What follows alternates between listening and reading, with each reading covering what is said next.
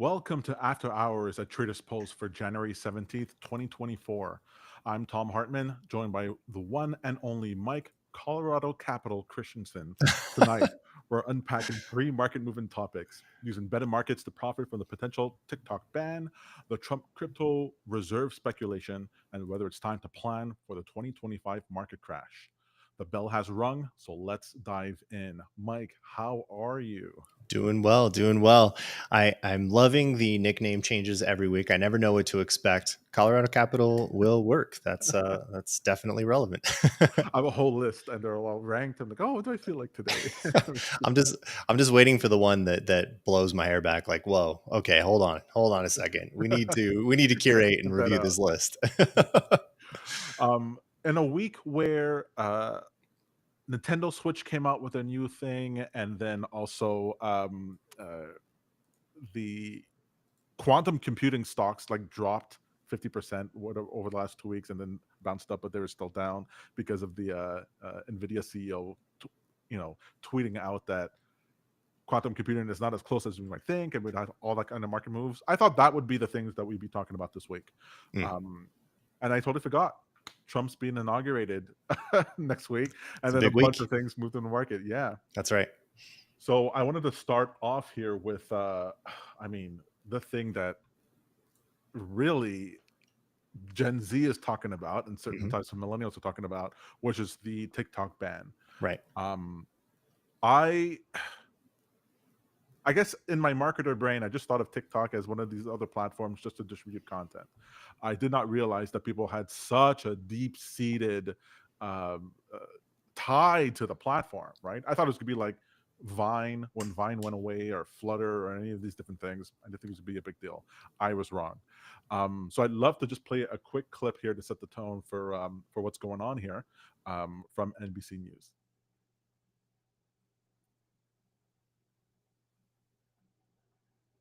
A reversal concerning one of America's most popular apps. The White House saying they will not implement the ban on TikTok, set to go into effect this Sunday, according to two administration officials. I really feel like this is happening because of us. The fight isn't over. It's just going to be extended. The battle over the future of the app has gone all the way to the Supreme Court, but now the administration says it won't enforce massive fines on the companies who provide users access to TikTok. It's a stark shift from when the law was passed with massive bipartisan support, the president signing it into law. It feels like we're losing, a community. Now, sources say Democratic lawmakers called the White House asking for intervention. And President-elect Trump, who once opposed the app, has signaled he'll intervene. I'm going to save TikTok. But national security officials still warned that TikTok's Chinese parent company ByteDance could steal American user data or manipulate content shown in the app, which TikTok denies. Then FBI Director Christopher Wray had this warning, speaking with Lester last year. We have to sort of step back and say, who is TikTok? And ultimately, it all boils down to the hand, which is a matter of Chinese law, of the Chinese government and the Chinese Communist Party. It all comes just days before Mr. Trump's inauguration. According to three sources, TikTok CEO Shou Chew is expected to attend, along with the world's three richest men, tech titan Elon Musk, Amazon's Jeff Bezos, and Meta's Mark Zuckerberg. Just last night, President Biden took aim at big tech and what he called the dangerous concentration of power among a select few. I'm equally concerned about the potential rise of a tech industrial complex. The truth is smothered by lies told for power and for profit. And Savannah, back to TikTok. We're still waiting to hear from the Supreme Court as to whether it upholds the law in the first place. That's right, Lester. And in fact, the Supreme Court just announced they will have rulings tomorrow. That last minute notice suggests there's a good chance we get that TikTok ruling since that Sunday deadline is quickly approaching. Lester? All right. So we wouldn't have a debate about this at all, or any conversation at all, if it wasn't for Trump saying on the campaign trail that he's going to save TikTok, right?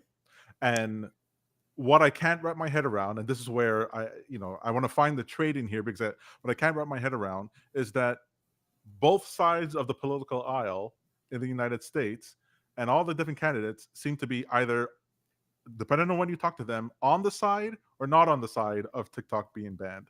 And I can't make heads or tails about this. So I just want to first lead it off with you. Like, do you actually believe this ban will like follow through? Would that be the basis of a trade, or do you think they're going to reverse it? That's a tough one. I mean, in general, it feels like not knowing the ruling from the Supreme Court yet obviously puts us in a position of not knowing the true outcome yet. How that ban is actually implemented has been a question for a while now. That huge fines would be imposed to the App Store owners, Apple and Google, to even access the app. So they would expect them to pull it down from the stores. But it also means that the app itself would still be accessible if you already have it installed on your device. Then it's a question of whether or not the data itself can be accessible by the users, like through AWS and American providers.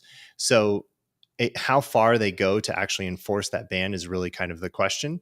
The ban may go through, is my point, but may not actually matter because people can still access it and use it and still gain monetary reward from it for some time before it actually makes its way to being like inaccessible, right? But if Trump goes out of his way to not uphold the ban, then it may still be accessible in the app stores. So I feel like no matter what the outcome is tomorrow from the court's ruling, the enforcement of it is really kind of the gray area in my mind. What are your thoughts? So to that point, I just want to pull up this article that was coming around this week. All right. So it reads, in the run-up to the election, Donald Trump, this is from The Guardian, can Donald Trump circumvent a TikTok ban? In the run-up to the election, Donald Trump made a plea to his followers. For all those that want to save TikTok in America, vote Trump. He posted to his Truth Social account in September. Since then, he's been working to make good on that pledge. He hosted TikTok CEO's Shushu at his Mar-a-Lago estate in December, implored the U.S. Supreme Court to delay a TikTok ban, and he's now reportedly considering an executive order to postpone the app's disappearance. Chu is slated to join Trump at his inauguration in what appears to be a show of solidarity with an embattled executive. Continues, despite the Supreme Court upholding the ban, all is not over for TikTok. According to legal scholars, as President, Trump could intervene. The ban is scheduled to go into effect on Sunday, and Trump will be sworn into office the very next day. Postponing or reversing the TikTok ban could hand him an early political win. If all he wants is to buy some time to save TikTok, then he can do that. All it takes is simply doing nothing. All he has to do is not enforce the law vigorously right away, and the status quo can carry on. Finish in. The Justice Department can say, we're not going to prosecute every single crime. We're going to prosecute the ones we think are important. And we just happen to think that the TikTok ban is not as important as other things. The way the TikTok ban works is that rather than targeting TikTok or ByteDance, it will punish the companies that distribute and host the app. That means Google and Apple could see billion-dollar fines if they continue to offer TikTok in their app stores. But legal scholars say Trump could indicate he won't go after them either. This, to me, is bananas. It's breaking the law legally. That's what I'm hearing. Exactly.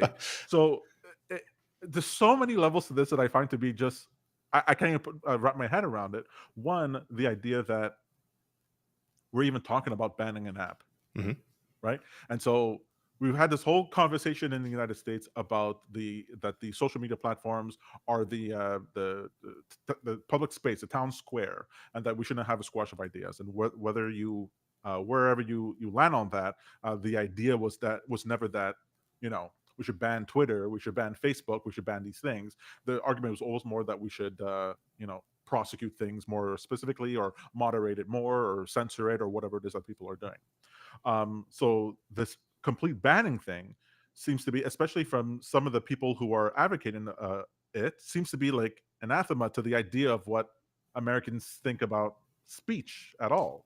So it seems strange in that effect. Then on top of that, the argument that the article is making is that they could just say, okay, well, we won't prosecute this, which feels so weird and terrible. It's like, wait, so the laws are supposed to be there. You like the legislator just put the laws on the books for when they want to use it. Right. I didn't realize that's what we're explicitly saying the law is for. Right. strange to me. And then finally, that the idea that these multi-trillion-dollar, billion to trillion-dollar companies are going to be like, let's risk multi-billion-dollar fines to make the president happy. This all seems very kingship, monarchy. What is happening over here? I don't get it. And it's posted in a reputable magazine as sort of like a matter of fact, with no addressing this contradiction of ideas here. Mm-hmm. As an American, where do you see this? Well, I guess what's interesting about this one is that there isn't a lack of precedence here. We've banned Chinese products in the past into America, but it's usually been the technology that's been banned, right? So like Huawei and ZTE, and how do you pronounce it? It's Xiaomi or Xiaomi, which is another technology provider that was trying to import products into the United States. These were all owned by the Chinese government or had some part in the Chinese government, and ultimately were banned. Lawsuits were imposed and overturned. Some were upheld. But this always ends up making its way into American technology without really our awareness of it, right? They're the chip makers. They find their way into Qualcomm devices, or they find those products are made in other types of devices that we buy here in the United States. This feels a little bit different because we've connected with each other. American citizens have connected with each other through an app that happens to be owned in some small part by a Chinese-owned entity, but is ultimately a Singaporean company that has a US entity here in the United States. So it gets really complex in my mind because it doesn't feel quite the same picture. It's not quite the exact same structure of why we've banned things in the past. So, it doesn't feel unusual that we're banning a Chinese product, but it doesn't exactly feel like a Chinese product either. And on the same side of things, the threat that I think they're describing isn't exactly clear either. For the most part, it's Americans talking to Americans on TikTok. It is Americans promoting to Americans on TikTok. We're sure we're selling Chinese products through the TikTok shop, but it very much feels like an American product, an American social media environment, and I don't sense the external threat that I think they're trying to define. That's right. Plus, on top of that, the reaction to it, where it's not that the communities that have existed on the platform, like you said, Americans talking to Americans, it's not like they're facing this ban going, okay, we have to find an American app that we can go ahead and have our communities on. Mm-hmm. We like these features, but it's not happening. Let's go to YouTube Shorts. Let's go to Instagram Reels. That's not what they're saying. They're moving towards Red Note, an even more explicitly Chinese app, and they're ostensibly saying that that's where they're finding more freedom. And I find that to be, if I was a lawmaker, if I was a thought leader in the United States, I'd be like, oh, we've sent the wrong message. Like, if I was honest to goodness, my goal was to make it so that the people were well served, I'd be like, oh, well, we completely misunderstood. Like, what we wanted to do was help people, and they think that we're against them. That is not the conversation. No. And obviously that's the biggest twist of irony this week, is to see droves of TikTok users suddenly deciding that they're going to install Red Note, which I think represents more of the defined threat that the US government is trying to explain than TikTok. It's a worse app. I think it not only has clear ownership by the Chinese government, but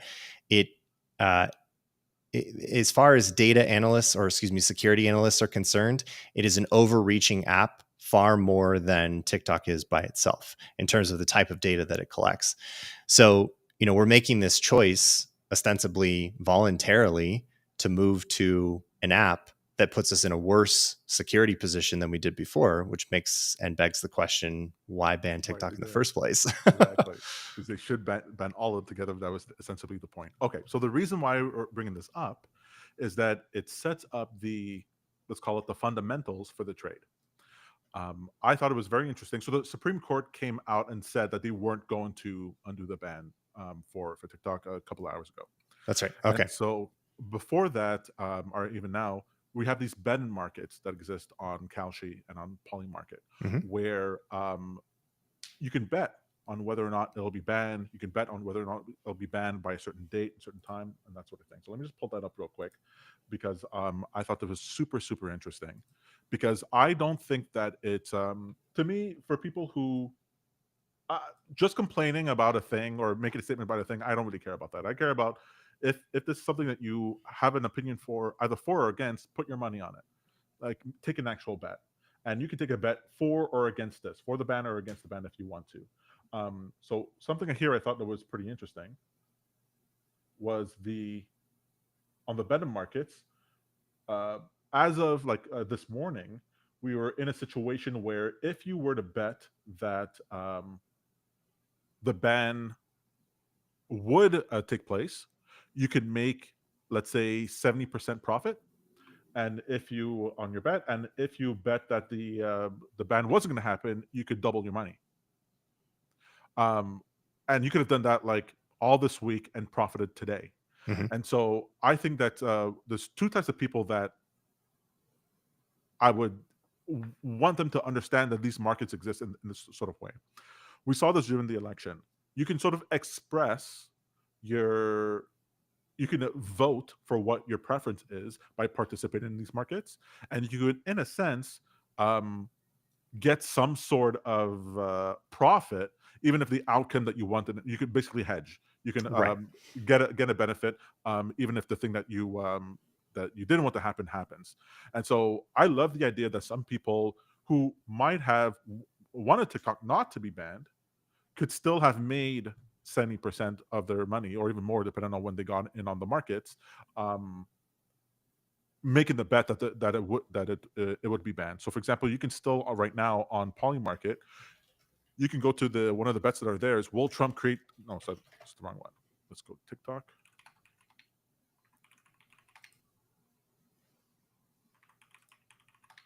And there's one here for will Trump save TikTok in his first week?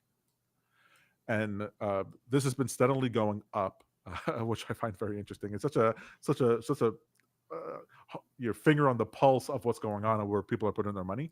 And so you can bet right now, if you bet $1,000 that yes, Trump will save TikTok, you can make 31% on that if you bet now, and then no, you can make 144%. I find this all so fascinating because to me it's like sports betting. I could take it or leave it. I'm not a big sports ball fan, but I love event-based betting. Yeah, exactly. Different kind of situation. Betting, just absolutely fantastic. And so I would wish that people got together, the people who either want one thing or another, and they got together and they use these platforms and said, hey, we're going to push these numbers up. We're going to support the outcome that we actually want as a way of demonstrating to other people, and then to show, well, that might actually backfire now that I think about it, because then you can take the opposite side of the bet, and the people that you're against you actually make more money. But I love this type of game where if you're worried about it and you want to make some cash on it, that you could have bet on it and made not an insignificant amount of money. Well, on the flip side, the other issue here is that the obvious trade would be to short TikTok. Now, of course, it's not a publicly traded company. There's no direct kind of proxy to it. There's no American depository receipt. That said, the companies that I would be interested in keeping an eye on here would be companies like Google, because of its ownership of YouTube, as most of these TikTokers flock over to YouTube or even move there for the first time, because many creators on TikTok had really kind of built their audience on TikTok first and really didn't have a presence on these other platforms. And so I'm expecting there will be a rise there in content creation, potentially some upside down the road, and of course some immediate upside just from the news. I mean, I think Google was up 1.62% today, so that's a sign that the market's already kind of looking at this as some potential. Meta has some obvious upside as more people move to Instagram. Snapchat could be another potential one. But I'm also interested in keeping an eye on Softbank, because I think they have a small or fairly large, not an insignificant holding of ByteDance, which obviously they indirectly benefit from, as many of their holdings would contribute to their performance. So not just TikTok alone, but I would expect some potential for a short sell there. Amazon potentially could be impacted by this from a revenue perspective if TikTok goes away, because most of TikTok is run on Amazon's AWS environment, and Cloudflare is also fronting it as well. But in the long run, I'd be looking at the impact of other Chinese ADRs that kind of fit into this category, because I don't assume it stops with TikTok here. If we feel like enough Americans are using products, or the government is on a quest here to try to restrict as much Chinese commerce in America as possible, then it's going to be interesting to keep an eye on companies like Alibaba or even Tencent that have listings in the United States that may or may not last very long if it comes down to it. Well, in your list, then Meta is the one that seems the most interesting to me, because with Zuckerberg's recent appearance on Rogan, basically making his whole culpa, whether you believe him or not, to me, it makes no difference. If he's stating that what he wants to do is to be a platform where the very types of people that we're talking about on these platforms on TikTok would want to go to, then they might start telegraphing that they'll change features and they'll change the behavior, and they'll try to get something more TikTok-like, and that to me would be pretty bullish, because sure. I don't know that. Well, I don't see anything that suggests to me that the people who are the TikTok creators actually have like a passion for China, and that's why they're on TikTok. No, they're on TikTok because they were making a livelihood. It had the features that they want. It was a great algorithm, service content. All that is absolutely true. And they weren't getting that from the American companies. Right. They weren't getting it. Yeah. And so if Meta decides, if Zuckerberg decides, okay, no, we want to get that market, hey, all for it. More power to that. I would love to see, Sure. I would love to see TikTok get unbanned, and I would like to see 3 more competitors to it show up that are just as good in quality. I would agree with that. And I think that there are some open source competitors out there that are going to be worth keeping an eye on, that could represent, maybe a more holistic way to solve this problem. Because I think much of the concern is that data and data privacy is the legitimate concern here. And data in the hands of the Chinese government is the national security concern we have. But ironically, I would argue that Meta has far more of a documented history of data privacy violations than TikTok does. So, we can move to these platforms, but we haven't really solved the problem. It would be nice if we had a TikTok competitor that was open source. It was clear what the algorithm was doing. It's clear where the data is owned and where it lives.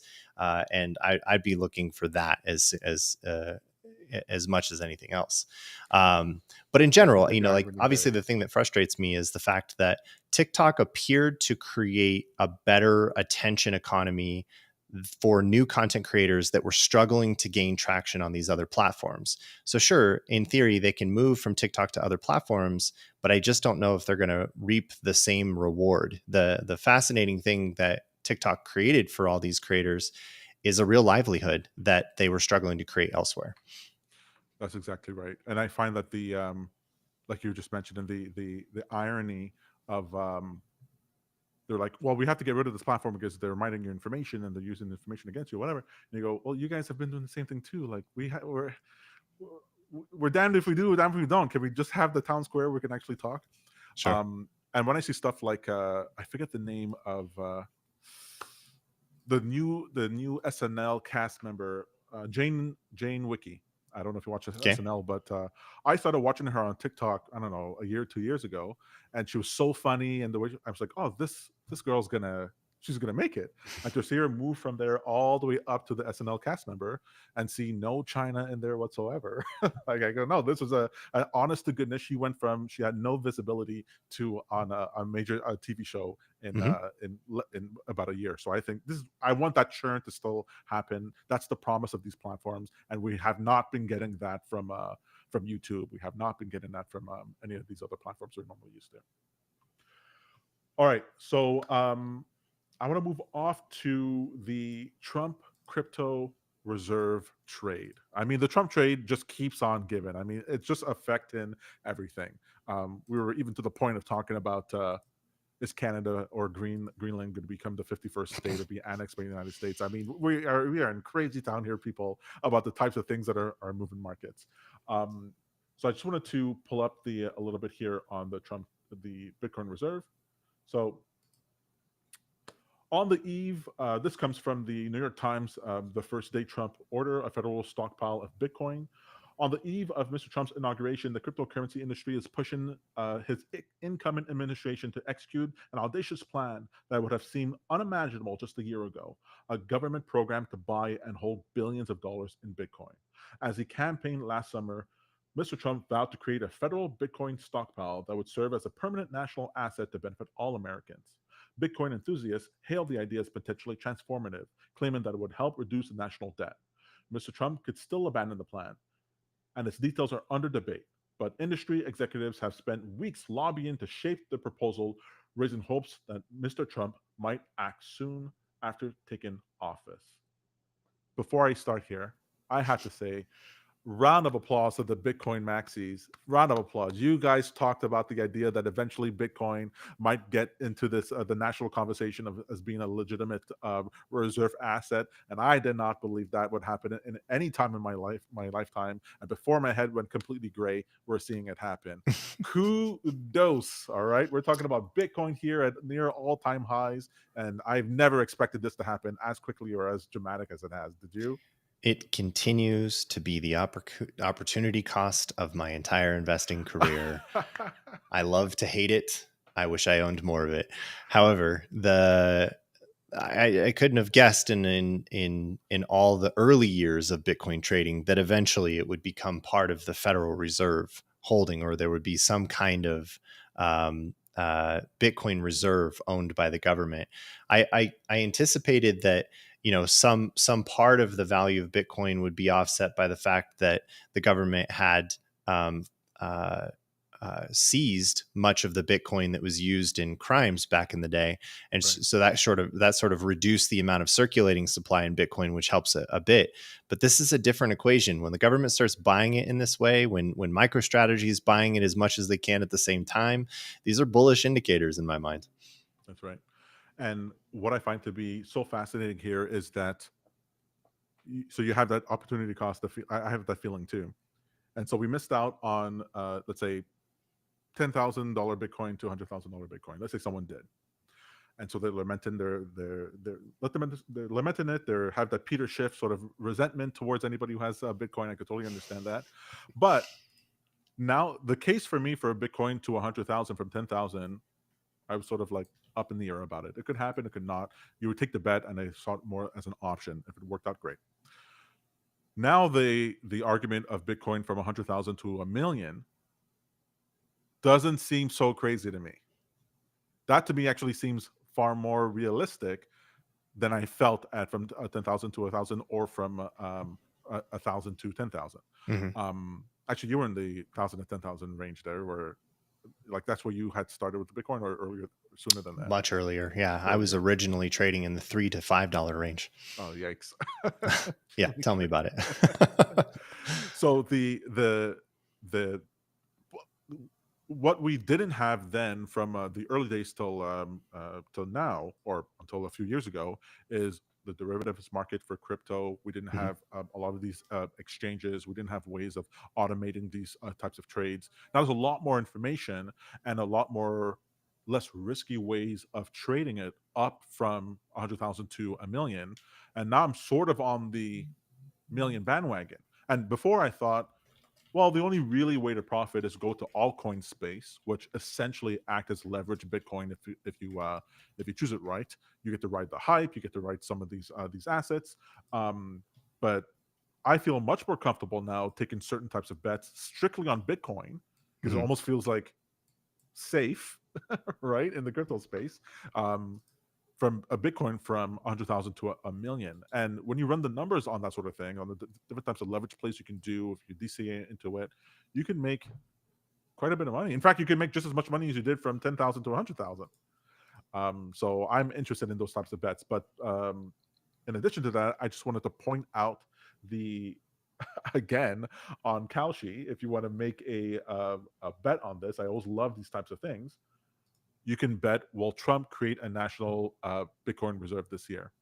And so I'm toying with the idea of just betting. They're pretty confident. Yeah, Well, I would love to take the other side of the trade here and then buy Bitcoin long and just have this a short to there. So then I would feel like As a small hedge. Yeah. exactly, or Interesting way to even hedge. correct, or just like if it would feel pretty good. Like, hey, look, I put he didn't do the Bitcoin reserve. I Mhm. got a little bit of money out of it. I could sort of pat myself in the back that I made some money both ways. Um, uh, is this type of trade something that would be interesting to you? Does this appeal to you in any way? It's a little harder to follow. I still kind of maintain this viewpoint that there's, at least up until the event itself, it's more of a trend following strategy on Kalshi. So it's kind of hard to predict the best place to get in and sort of express your viewpoint until maybe you've measured it from more of a technical level and you feel like there's enough sentiment in one direction or the other that's too far away from where it should be, that maybe that's the point to get in on one side of the trade or the other. Right. So I tend to take more of a technical view on Kalshi bets rather than a biased position one way or the other. As to whether or not he'll actually create the reserve, I don't know. I wouldn't want to if I were him, if I were Trump. I wouldn't want to anger the hornet's nest of Bitcoin maxis. That's not one of those promises that you're going to renege on and that you're not going to hear blowback from. I'd be very surprised if he backtracked on that. You'd almost expect him to say yes, we'll do it, and then 2 years from now going, oh well, we couldn't do it, as opposed to not saying anything about it. So in his to me, the inauguration, what was it, on Monday? Mhm. I'm going to be watching that speech like I do the Federal Reserve minutes and the press conferences. Like, there are trades aplenty that you can take based on what's going on over there headed into it. Sure. Sell the news type events or new trends that'll be started. So it should be pretty interesting. That said, I think the easiest bet here is still just going long Bitcoin, especially as we come back and retest this original high of 108,000. We break past that resistance zone, and it's going to be a nice move into the next zone. So I'm curious here, looking at the chart. So we're breaking up to towards all-time highs. We had this issue of these we had these two channels, right? We had this almost like this upward channel and then a downward channel, and we're breaking up above here. So if you had two things I wanted to ask you. One, as far as ultimately, now that we're in blue sky territory, what's your price levels that you're looking at for the upside? And then for the downside, would you have any bear case for this actually coming down towards this area? I mean, the bear case is still that it gets rejected at 108,000, in which case it retraces to the levels that I had mentioned before. We come back and we retest the $73,000 mark, or even head back a little bit further and test the original resistance zone, which was sort of a descending trend that we had before, that whole accumulation phase all through the end of 2024. I would want to see it come back and test that trend line, and it could put us at roughly 68,000.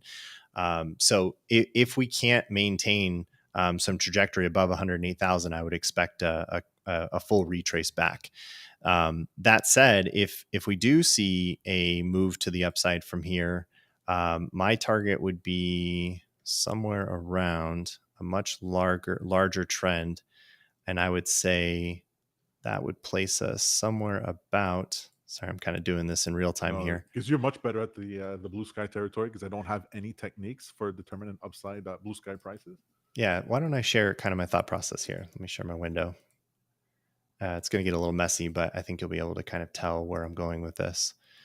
So the longer term trend for Bitcoin, where we saw the most recent pullback, which began that next cycle, which led to one more pullback, which began this cycle.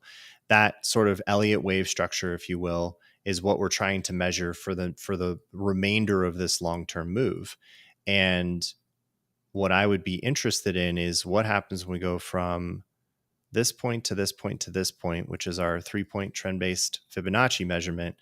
That would place us at about 180,000 as our sort of target price if we continue from here. I would expect, of course, some continued volatility all through this zone, but my expectation is we would break into a new zone around here. perhaps pull back once more and test the 108,000 zone, and then move up from here to about the $180,000 line. Before that marks potentially the end of that cycle and a much deeper retrace after that. All right, so that matches sort of like my back of the envelope thing, because if on previous episodes I was talking about how this bear flag that we've had here, I would expect that the next move up would be basically commensurate with this one. And so this was like a 160% move. What was that? 160% move? Yeah, 160%. And so I was expect something in the $150,000 range. 150 to 180 then. Yeah, somewhere in that territory. I still think there's some room for upside, but as usual, and is measured by just year-to-date returns, in general, Bitcoin has become less of a volatile asset than it was even in the early days when I was trading it. So we're not going to see 1,700% moves anymore. We'll certainly see 30, 40, 50% upside. Obviously, many of the moves that are over 2 or 3 year periods are between the 150 to 250% range, which is still a fantastic, very volatile upside for any kind of long-term bet. But I do think we're going to hit a top at some point here and have to pull back by 50 to 70% before we begin a new cycle again. All right. So before we head into the next segment with the Carson corner, I just wanted to just state for the record that I'm still expecting at some point at the end of the cycle that we're going to head down towards this area. Mm-hmm. And so this is my low end that I'm looking at. So as far as I'm concerned, we're not going lower than actually, that's the wrong number. We're not going lower than 36,000 for now. Okay. And but I'm waiting for the top. When I get the top, I'm going to be aiming for this level down here, this moving average down here, as my price.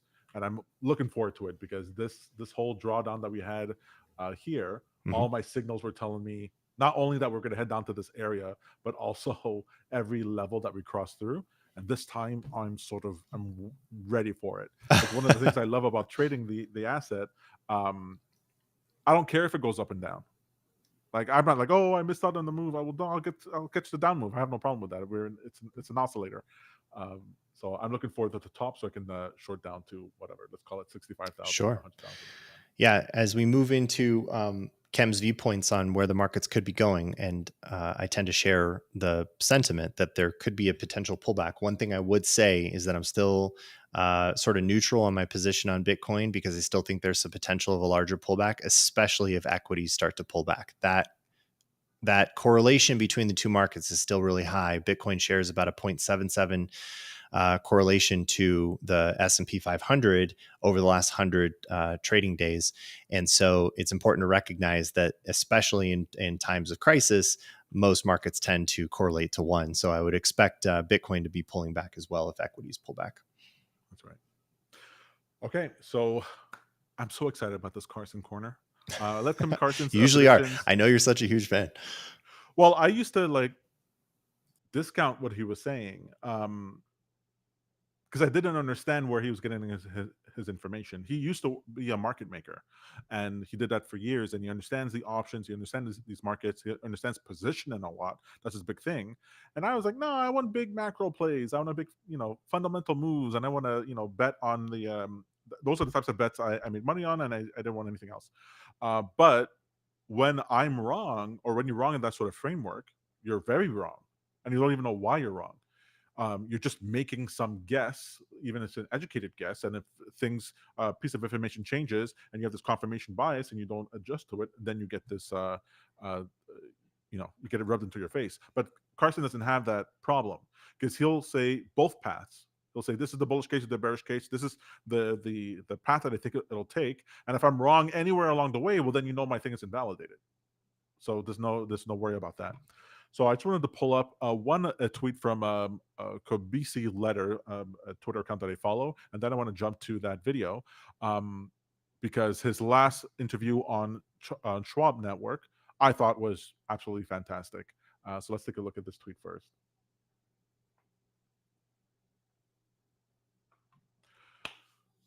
So this is about the recent rise in Treasury yields that has been truly historic. The 10-year note has risen 115 basis points since rate cuts began on September 18th. This is the first such occurrence over the last 40 years, covering 11 cutting cycles. In the previous 10 cycles, the 10-year note yield declined by an average of 103 basis points after the first rate cut. In other words, the market is now moving in the exact opposite direction as the Fed. The January 29th Fed meeting will be interesting. So we're seeing here, just mapped onto the same sort of scale, that the rates that we have in the 10-year now, the long-dated rates, have moved, I mean, not just up, just insanely up, completely not in line with the last 10 cycles that we've seen. Why is this important, right? So the yields going up, this is inflation potentially on the rise. So I've been, talking about the idea that I think we're going to get to, 11 to 15% inflation over the next couple of years. I'm expecting that other shoe to drop. And Kim Carson actually goes into some nice detail as to why. So let me just pull up that video.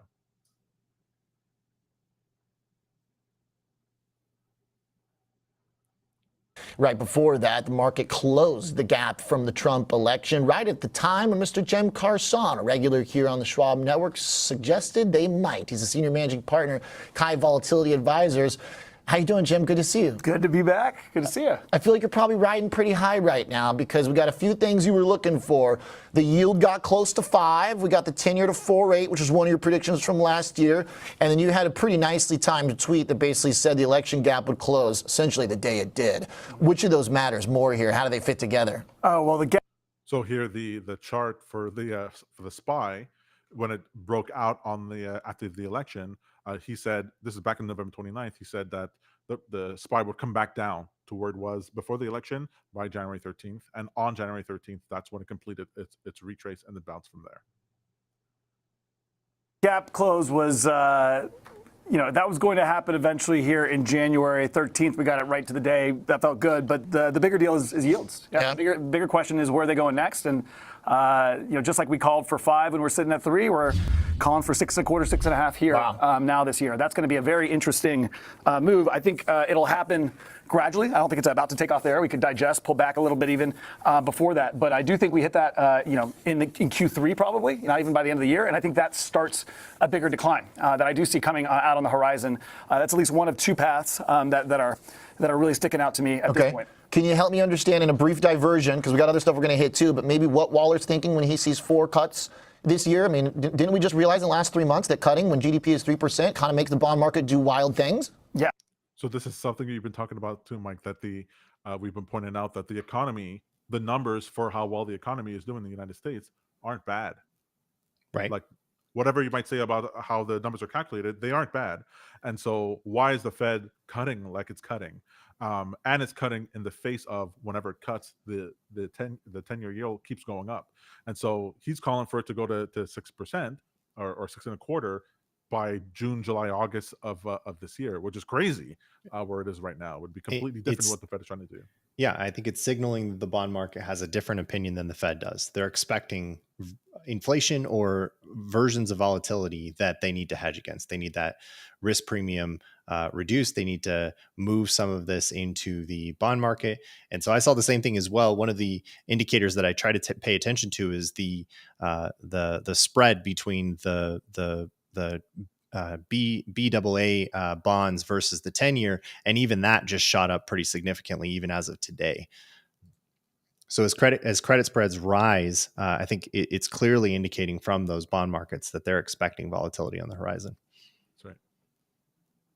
I think the Fed is pretty much understands that the market is everything. And it's not about whether they're going to cut or not. It's about the narrative and supporting markets through this period. Especially coming into the spring, it's well understood if they can keep a cap on interest rates early. That's why last December, they were also surprised. Everybody was surprised at how much they were really trying to put out that they were lowering rates. The structural effects in the economy are very tied to that spring. So if they can do that early, that's really good for the market and the economy. But they have to get out in front of it. And if they don't, weakness begets weakness. And they really don't want to see a weak move into March here, which I think is very possible if they're not accommodative right here. They don't want to see that 10-year yield creep higher from here. Weakness, and remember, it's a $100 trillion equity market. If you got a 10%, 20% pullback, that really starts to affect the economy. The market leads the economy, and that liquidity will then need to be countered, and it'll probably be too late at that point. Okay. So I think they're really trying to be proactive, particularly at the end of the year they were doing it. They're trying to show they get any chance they have that they can do that, they are going to do that. Do you think that over the last 3 months, that move from September into the 4.8 for the 10-year, was that because they were cutting? Because then we get into a tricky spot where if they try and help the market by talking too dovish, then actually spot on. Rates will keep going up, right? If you think that was the causality. We talked about that here. I mean, you may remember 6 months ago. And I'm convinced it was the causality. Yeah, when we talked about why will this go to 5, you're like, whoa, 5, really? That's a big call. Remember, the reason was because they're going to be aggressive in cutting, which is structurally inflationary. And to be clear, if they are accommodative here, the market will hang in. We won't have that decline yet. And instead, we'll get a blow off top. Okay. They are trying to keep the plate spinning. But these yields cannot keep going where they are going. And this be sustainable. It's not. Yields can't go to 7, 7.5, which they will go to be clear, if they are as accommodating as they said. Okay, so what they really... So just to, I mean, that to me is just so terrifying. So just to make it clear for everybody, the idea here is that the Fed, previously we've been used to a deflationary environment with rates down 0 or near 0. And the idea is that the Fed was cutting in order to be stimulative, in order to try to get inflation up, because yields were kept being pushed down naturally through the deflationary effect.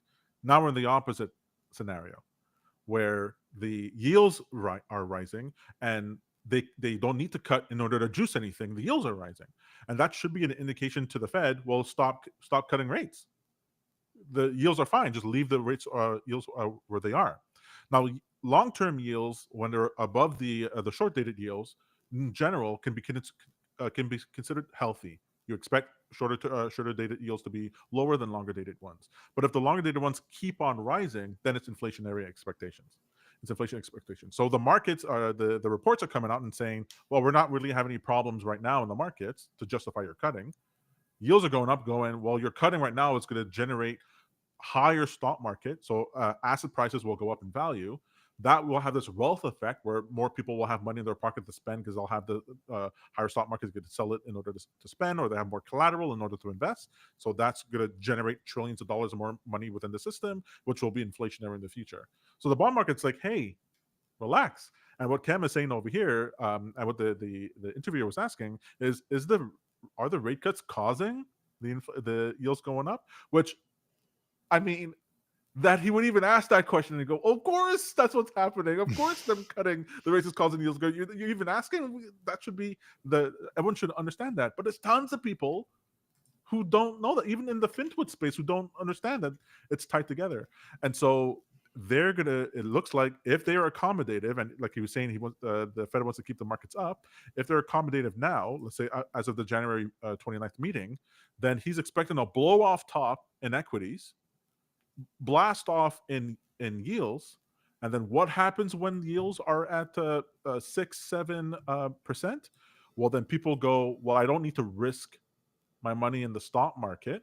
I could just move to bonds. Yep. And then you have a crash. So all that's true. I think, to be fair to the Fed, at least in terms of what we're expecting on January 29th, the futures market is already pricing in a 99.5% chance that they're going to continue to pause. So at this point, I don't think continued cuts are on the horizon yet, not even for March. If we look forward to March, the March futures market, there's about a 71.6% chance that we'll still be at a pause.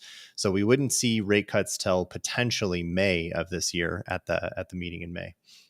Yeah, so Cam is about to talk right now about the dangers of a pause.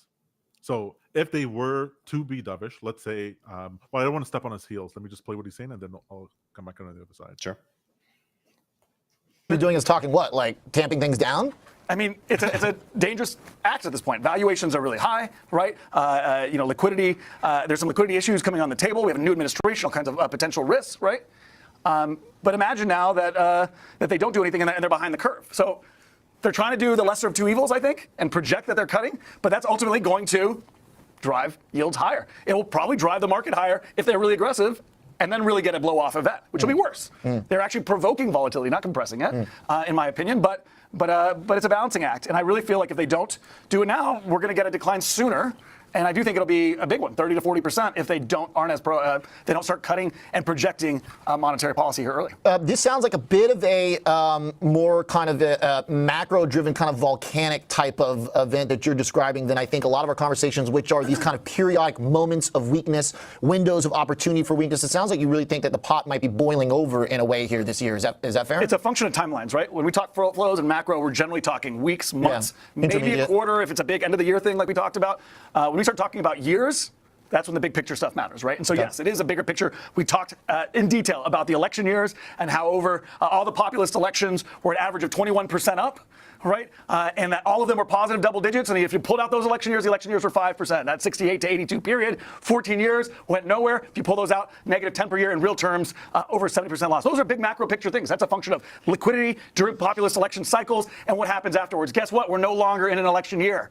68, 69, very similar type of setup. Go take a look. You get a very, very positive election year. New president and Nixon, who in a lot of ways mimics Trump in a bigger picture way. For the first 6 months, things are okay, kind of chopped around. Remember, tops are processes. Bottoms are events.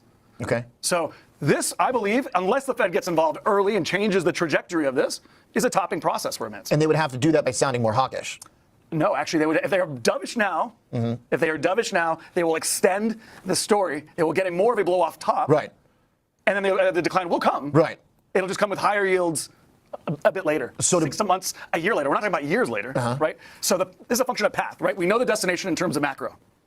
Okay. The question is, what are they going to do with liquidity to change that path? Okay. And if they're trying to keep the plate spinning, which they're prone to do, new administration probably pressuring the Fed as well. Yeah. Right. If they go that path, then you likely won't get the decline yet, right? Because those flows act in the short term to support.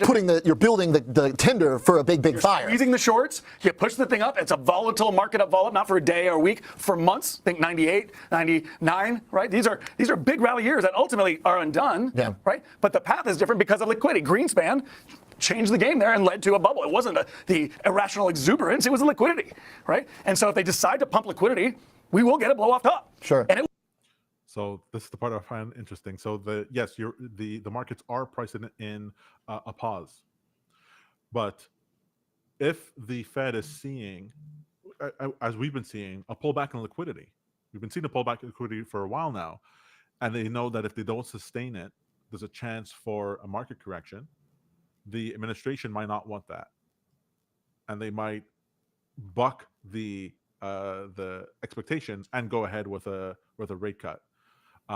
But either way, what Kem is saying over here is that either way, we're going to get the decline in the market. He's expecting 30 to 40%, and within this year, whether that's Q3 or Q4, it depends on what the Fed is. Or sorry, it could happen in March if they pause, and if they don't pause, we got to blow off top, and then it happens in Q3, Q4. That to me is like exciting in the way of, look, if a car crash is going to happen, I'd rather know ahead of time, sort of idea. The whole idea here is that we're trying to profit from these events, and we've been tracking this pullback in liquidity. We've been talking about, hey, Bitcoin's rising, but we're not getting the corresponding thing in liquidity. Assets, we got to all-time high on the SPY, what is 6,100, but it didn't blow off like the way Bitcoin is doing. What's happening here?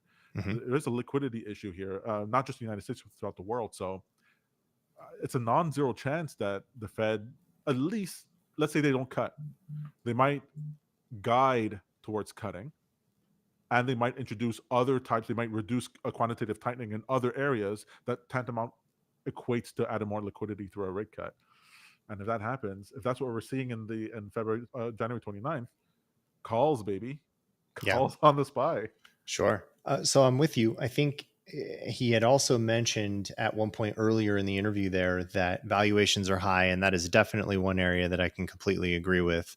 We've covered that a few times on the show here, where Schiller PE is placing the average S&P 500 component at roughly 38 price to earnings. And in the past, when we've seen price to earnings that high, that usually is accompanied with some pretty big reversals in markets. We saw that with the dot-com crash, with the GFC. We saw it in the 1970s as well. So there's certainly a case to be made that the market's looking pretty expensive at the moment. That's right. I've actually always had a difficulty in responding to that because you've been right that a lot of these markets are overvalued, but I've never been able to understand when it matters. Right. That's the thing. Yeah. I think what it does is it heightens my attention on pullback events, right? I want to see, if I start seeing breaks of recent lows, we start establishing new lows and lower highs, and then we start forming this trend to the downside. That's when we want to pay attention. We kind of almost saw that recently with the S&P. As we made a new low, we've bounced up a bit, which, if I can share my screen here, this still has me a little bit concerned that we're already in the beginnings of what this trend could be. Right now, this current high in this recent little uptrend is still a lower high. So we'll have to see how next week shakes out. If we can continue to retest the high and continue into a new zone, then maybe I'm not so concerned. But this recent pullback represents the breaks of lows and established lower highs that generally concern me about the reversal of a trend. Interesting. Yeah. So this is what he was saying. Tops are a process. So you get this, essentially this longer dated pivot. And if we don't break the new highs, that's scary to the downside. Mm-hmm. I just want to finish off this last part here where he talks about these two different paths, because I think they're very interesting, and I suspect we're going to be referring to them on future episodes. Let me just pull that up. It will be volatile and it will be long vol, right? That will not end well, and it will not be years, by the way. It will be maybe another year. But the picture from a macro perspective is not good, and the market leads the economy. So if we start to get a decline, we will also have a recession in Q3, Q4, which does not look like it now, but it will come on the back of a market decline. And so the question is, what is the Fed going to do? Are they going to be actually accommodative, dovish early, and try and keep the plate spinning and force a real liquidity push into a short, market that will be able to squeeze the shorts into high valuations? Or are they going to wait, see what happens, and then be too late? Okay. And then catch a declining market into stair steps, which again, I think will be 30, would that be 40%. I'm talking like a 30 to 40% decline by next year if they don't do that. Okay, so if they don't, to be clear on that point, because the question about whether or not they could stop setting the tender for the explosive fire by being more hawkish relates to that point, which is, are you saying that either way there's going to be that type of event basically at mid-year? Because it sounds like, one, if they're too dovish, they're setting the tender for the burn. The timing changes. Okay. Exactly. If they're more patient or hawkish, if you will. To be clear, if they are dovish, we get a bigger, faster move up. Right. And it probably doesn't end until September or January of next year. Okay. Okay. If they are not, if they are, let's wait and see, in front of inflation, right? I think we get a decline and force their hand. But I think amidst that decline, it'll be too late. Okay. Because the amount of liquidity, again, you have to understand to a year. And there really are, I want to be clear, people are going to say, well, you're calling up or down. Thanks a lot. So this is the trade, what his trade is. We're going to end with this. To a year. And there really are, I want to be clear, people are going to say, well, you're calling up or down. Thanks a lot. The reality is there's 1,000 paths. I'm giving you two. Right. I'm giving you two paths in time and speed and direction. And a big move up would end up at 6,600. Okay? That's the type of move you get in a year. And if not, we're going 30 to 40% down. This is not a sideways market. This is a volatile market coming. Prepare for it accordingly. Long-dated calls, I've talked about this before, are way too cheap. We're talking about a 10.5 vol. Okay. It's insane. You should be, we've said this before, they've been very lucrative by doing this. Own those, be short stock against it, because if the rally comes, you're getting volatility upside, you're getting leverage to the upside. Those will perform into a rally. And if we decline, you're short stock, and those things are cheap. Okay. Do we put on the bond shorts now? Yeah, so that's always my favorite type of analysis. My favorite type of analysis is, how do I place a trade so that I can benefit either way? Right. That to me is like, okay, you're actually clever. Sure. And when I saw that trade earlier in our notes here for the show, it actually, kind of was interesting to see a sort of the inverse of my typical trade. Typically, I would just be long stocks only, always remain long and hedge through deep out of the money puts. or other short instruments. Maybe I'll have some exposure in futures. But he's describing the inverse of this trade. So effectively staying long calls because they're so inexpensive right now, and the cost of that risk is so low, you can just let those options expire worthless if you're wrong, and then just go short the market from there, which is a really interesting express trade, right? Because you're expecting that there could be this blow off, but your overall general consensus is that the market is going to pull back. You just don't know when it's going to happen, and you don't want to risk being in a short position without some hedge to the upside in case there is some kind of blow off over the next year. That's right. And the hedge to the upside that you have here is asymmetrical. It's a convex payout structure. And so you get more than if you were just going to hold the stocks over that period of time.